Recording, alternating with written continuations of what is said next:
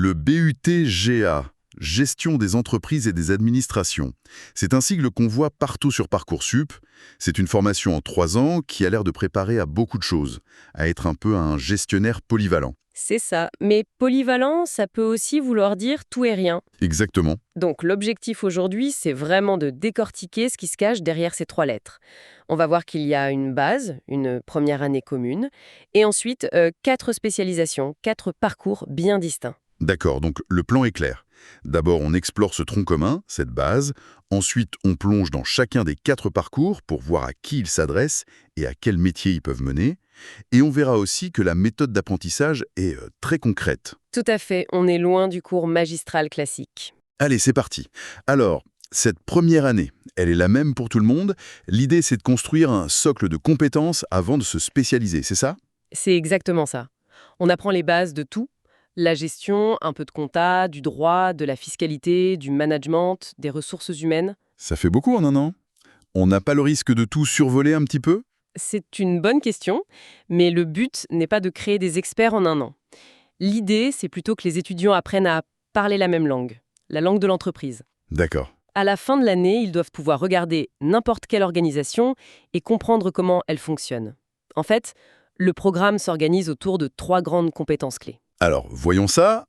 La première, c'est analyser les processus de l'organisation. Ça sonne un peu théorique, non? En fait, c'est très concret. Ça veut dire qu'on leur apprend à jouer un peu les détectives. Ah, ok. On leur donne une vraie entreprise et on leur dit « faites sa carte d'identité ». Qui sont ses clients, ses concurrents, ses fournisseurs? C'est quoi son statut juridique? C'est un vrai travail d'enquête, en fait. Et ça, ils le font via des projets, j'imagine. J'ai vu cet acronyme partout, SAE. Voilà, les SAE, c'est le cœur du système. Situation d'apprentissage et d'évaluation. C'est une mission, presque comme en entreprise. Pour cette compétence, par exemple, on leur dit « vous êtes consultant, faites le diagnostic de cette PME ». D'accord, ils apprennent en faisant, c'est beaucoup plus parlant.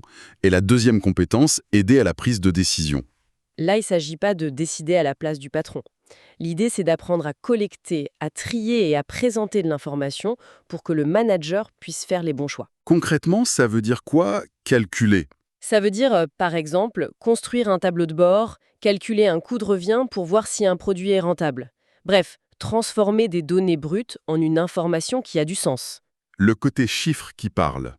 Et la troisième compétence, piloter les relations avec les parties prenantes. Là, on passe à l'humain. Complètement. Et c'est crucial. Parce que la gestion, au final, c'est des interactions. Hmm. Donc là, on apprend à animer une réunion, à rédiger un email pro, à travailler en équipe avec des gens qui n'ont pas forcément la même personnalité. Et il y a des SAE pour ça aussi, j'imagine. Bien sûr, une SAE comme construire une posture professionnelle les oblige à collaborer, à respecter des délais, à communiquer clairement.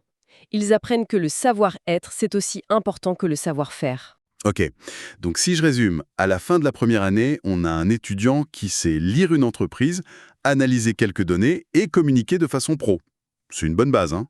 C'est une base très solide. Et c'est là que le vrai choix arrive. Après avoir touché à tout, l'étudiant peut choisir sa voie, son parcours de spécialisation pour les 2 années suivantes. Alors allons-y, explorons ces fameux parcours. On commence par lequel? On peut commencer par le plus, connu peut-être, gestion comptable, fiscale et financière, le fameux GC2F. Ah oui, là on a tout de suite l'image de l'expert comptable plongé dans ses chiffres. C'est un peu ça, hein? C'est le cliché, oui. Et évidemment, il faut aimer les chiffres et la rigueur pour ce parcours. Mais la réalité est beaucoup plus dynamique. C'est-à-dire? Le spécialiste GC2F, c'est pas juste quelqu'un qui enregistre des factures. C'est lui qui garantit que l'information financière de l'entreprise est fiable. C'est la base de toute décision. C'est un peu le garant de la santé financière. D'accord. Et quelles compétences on y apprend plus spécifiquement?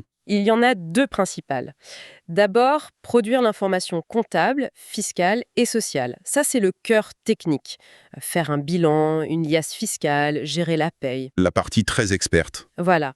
Et la deuxième, c'est évaluer l'activité de l'organisation. Et là, on n'est plus dans la production, on est dans l'analyse, on fait des diagnostics financiers, on évalue la rentabilité d'un projet. Donnons un exemple.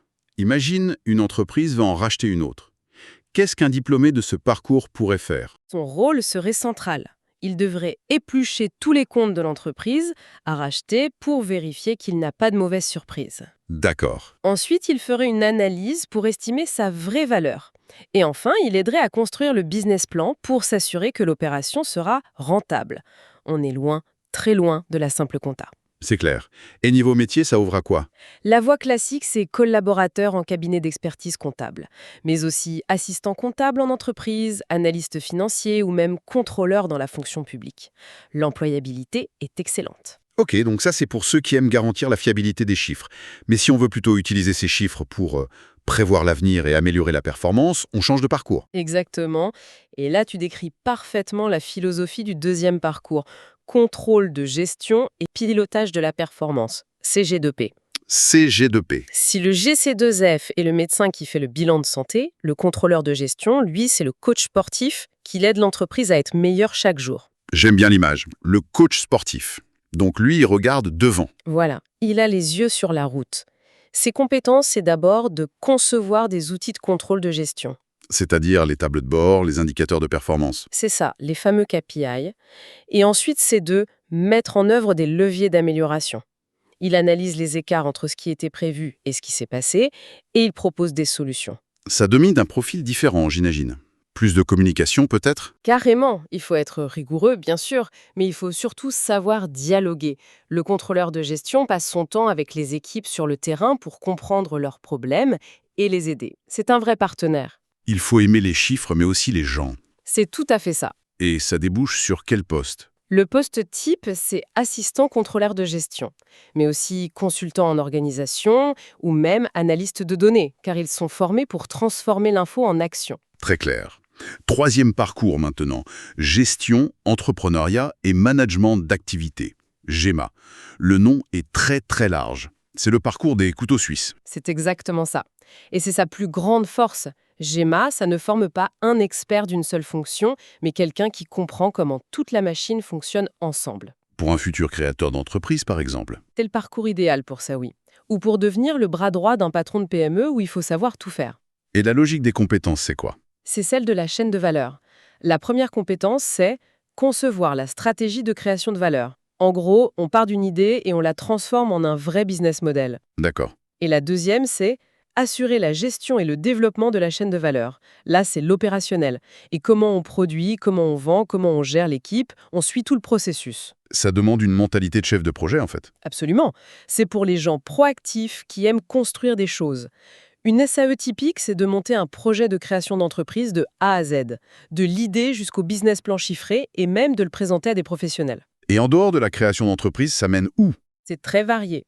Gestionnaire de PME, chargé de projet, assistant marketing ou même chargé de clientèle pour les professionnels dans une banque. Des postes où il faut une vision à 360 degrés. Parfait. Il nous reste le dernier. On a parlé chiffres, stratégie, polyvalence, et il nous reste l'humain. Le parcours gestion et pilotage des ressources humaines, GPRH. C'est ça, le parcours pour ceux qui s'intéressent à l'humain dans l'entreprise. Mais attention, c'est une erreur de penser que c'est moins technique. Ah bon? C'est un domaine d'une technicité incroyable. On est au carrefour du droit du travail, qui est très strict, de la psychologie, de la gestion, c'est très complexe. D'accord. Alors, quelles sont les grandes compétences de ce parcours RH? Il y a deux grandes facettes. La première, c'est gérer l'administration du personnel.